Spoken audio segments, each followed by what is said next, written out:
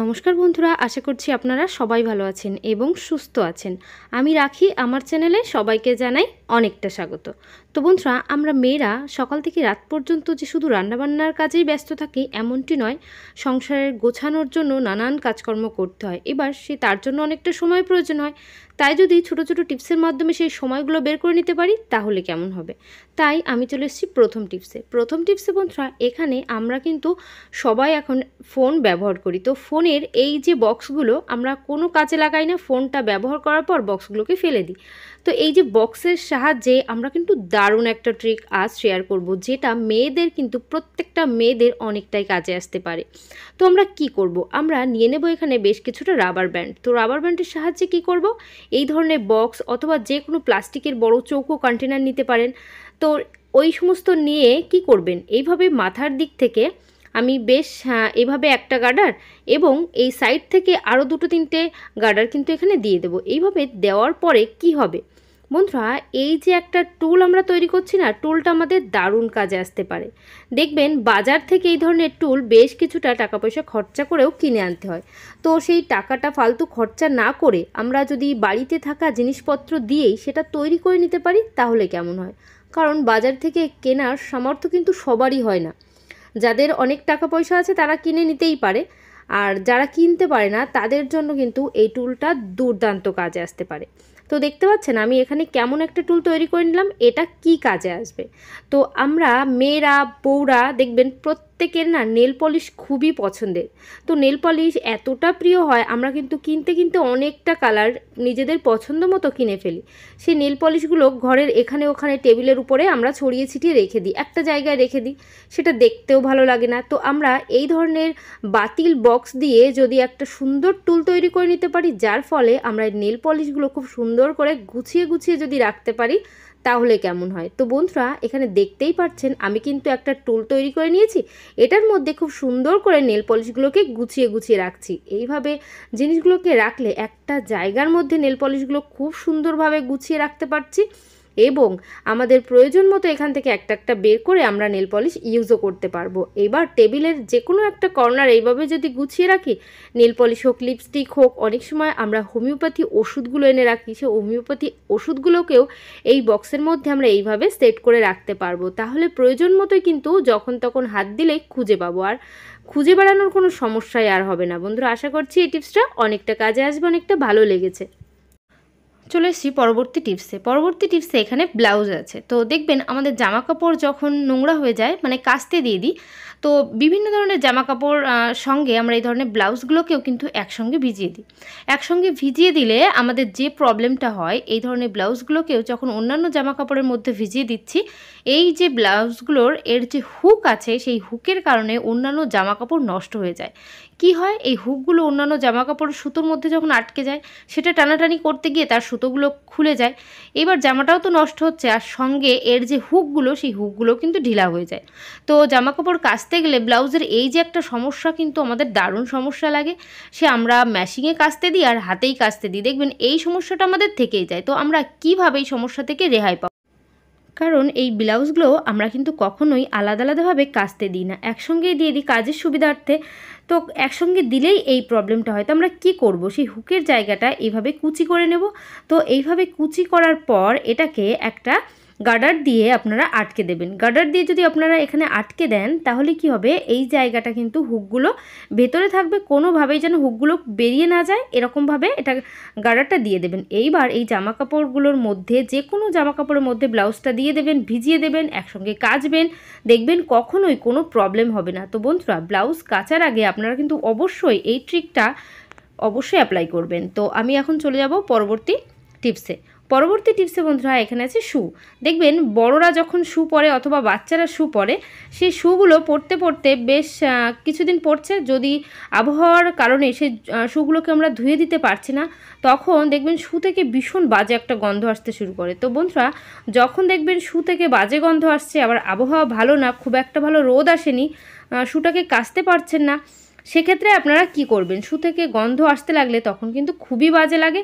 তো আমরা এই গন্ধটাকে রিমুভ করতে পারবো। আপনারা রাতের দিকে কাজটা করবেন, অফিস থেকে আসলো কিংবা বাইরে কোথাও ঘুরে আসলো, আসার পর শুটা খুলে রেখে দিয়েছে, এই অবস্থায় আপনারা রাতের দিকেই কিন্তু কাজটা করবেন, তাহলে কার্যকরী তা ভালো হবে। এবার এই যে পাউডার নিয়ে নেবেন, সেই পাউডারটা শুর মধ্যে এইভাবে ছিটিয়ে দেবেন। বন্ধুরা, সমস্ত শুর মধ্যে আপনারা যদি এইভাবে পাউডার দিয়ে দিতে পারেন, তাহলে কিন্তু শু থেকে বাজে গন্ধ আসা বন্ধ হয়ে যাবে। কারণ এই পাউডারটাই সেই বাজে গন্ধটাকে দূর করে খুব সুন্দর একটা সুগন্ধ আসতে শুরু করবে। এইবার শুধু যে পাউডার দিলেই কাজটা হবে এমনটি কিন্তু নয়, এইভাবে পাউডার দেওয়ার পরও আপনাদের কিন্তু একটা কাজ করতে হবে। এইভাবে পাউডারটা চারিদিকে ভেতরে ছড়িয়ে দিন। ছড়িয়ে দেওয়ার পর আপনাদের নিয়ে নিতে হবে টিস্যু অথবা নিউজ পেপার। তো আপনারা যদি এইভাবে নিউজ পেপার নিয়ে নিতে পারেন, নিউজ পেপার কিন্তু যে কোনো বাজে দুর্গন্ধকে অ্যাবজর্ব করতে সাহায্য করে। তো আমি এখানে একটা নিউজ পেপারকে ছিঁড়ে দুটো টুকরো করে নিলাম। করার পর নিউজ পেপারটাকে এইভাবে হাতে চেপে বল মতো করে শুর মধ্যে এইভাবে রাত্রে ঢুকিয়ে রাখবো। এইভাবে শুর মধ্যে যদি নিউজ পেপারগুলোকে এইভাবে ঢুকিয়ে রাখি, তাহলে দেখবেন শুর সমস্ত গন্ধ নিউজ পেপার অ্যাবজর্ব করে নেবে। যেহেতু এর মধ্যে পাউডার দেওয়া আছে, সেই পাউডারটাও কিন্তু খুব সুন্দর একটা গন্ধ ছাড়তে শুরু করবে, মানে বাজে দুর্গন্ধ কি সঙ্গে সঙ্গে রিমুভ হয়ে যাবে। মানে রাতের দিকে কাজটা করবেন, নেক্সট মর্নিংয়ে দেখবেন শুর সমস্ত সমস্যার সমাধান। আশা করছি এই টিপসটা অনেকটা কাজে আসবে। চলে এলাম পরবর্তী টিপসে। দেখবেন সেই আবহাওয়া যখন খারাপ থাকে না, তখন অনেক সমস্যা হয়। যেমন বাচ্চাদের যে স্কুল ড্রেসগুলো, বাচ্চারা স্কুলে যায়, রেগুলার স্কুলে যেতে হয়। এবার ওদের ড্রেসটা যদি একটাই ড্রেস হয়, সেক্ষেত্রে সেই ড্রেসটা কেচে দেওয়ার একটা ব্যাপার থাকে। মানে যখন বাচ্চারা খেলাধুলো করে প্রচুর নোংরা হয়ে যায়, আর নোংরাটা সবথেকে বেশি যে জায়গাটা হয় সেটা হচ্ছে কলারের জায়গা। তো বন্ধুরা, এমন কখনো আপনাদের আসতেই পারে যে আপনারা আবহাওয়া খারাপ হওয়ার কারণে জামাটা কাচতে পারেননি, কিন্তু স্কুলে যেতে হবে। তো সেই অবস্থায় আপনারা কি করবেন, আপনার এই বাচ্চার ড্রেসটার যে কলারের জায়গাটা দেখতে পাচ্ছেন হালকা কিন্তু নোংরা হয়ে আছে। তো এই অবস্থায় আমি দেখিয়ে দেব কি করতে হবে। আপনারা নিয়ে নেবেন একটু পাউডার। তো এইভাবে পাউডার দিয়ে সমস্ত কলারের মধ্যে আপনারা কিন্তু পাউডার ছিটিয়ে দেবেন। আপনারা যদি ভাবেন পাউডার ছিটিয়ে দিলে কি হবে, দুর্গন্ধ চলে যাবে, কিন্তু পরিষ্কার তো আর হবে না। কিন্তু বন্ধুরা, এই পাউডারের কারণে এই যে নোংরা জায়গাগুলো, সেই জায়গা দেখা যাবে না, সেটা অনেকটা ব্লক হয়ে যাবে। কি করতে হবে, পাউডার দিয়ে এইভাবে হাতের সাহায্যে একটু চারিদিকে ছড়িয়ে দেব। ছড়িয়ে আমরা কিন্তু সবাই জামা কাপড় কাচা ধোয়ার পর আয়রন করি। তো সেই আয়রনের প্রয়োজন হবে এখানে। আয়রনটাকে প্রথমে গরমে বসিয়ে দিন।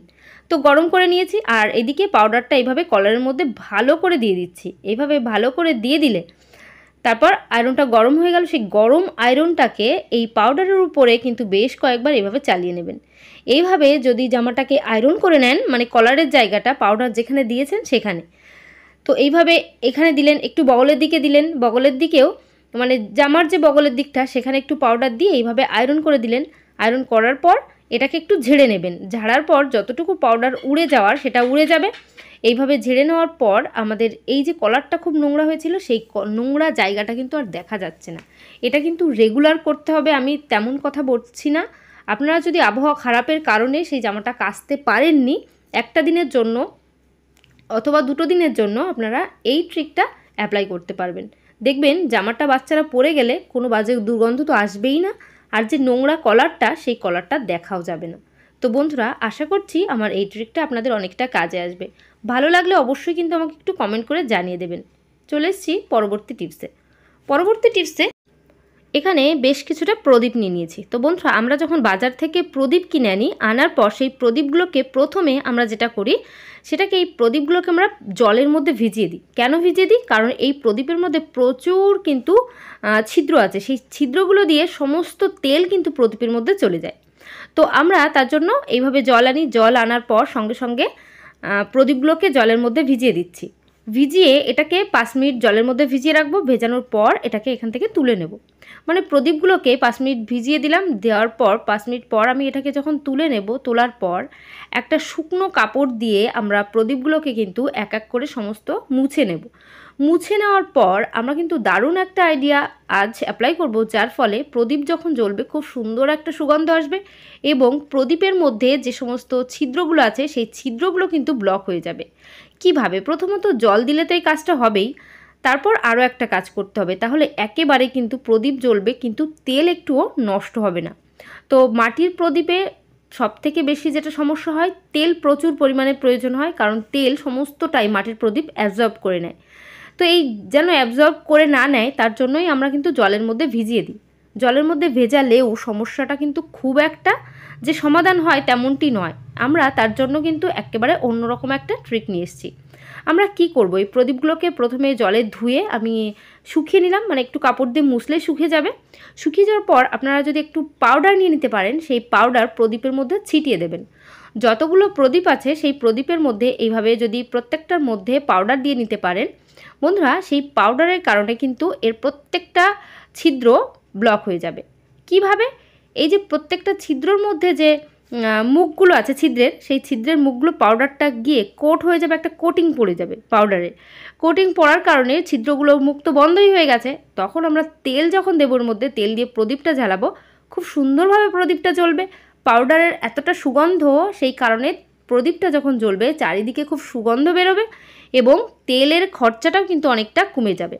তো বন্ধুরা, এইভাবে পাউডারটা সমস্ত প্রদীপের মধ্যে একটু আঙুলের সাহায্যে চারিদিকে ঘষে দেবেন।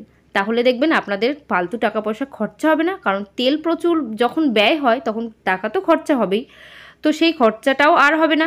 আপনারা এইভাবে প্রদীপটা জ্বালালে দেখবেন চারিদিক অনেকটা সুন্দর লাগবে, ঘ্রাণ আসবে এবং তেল খরচাটা অনেকটাই কিন্তু কমে যাবে।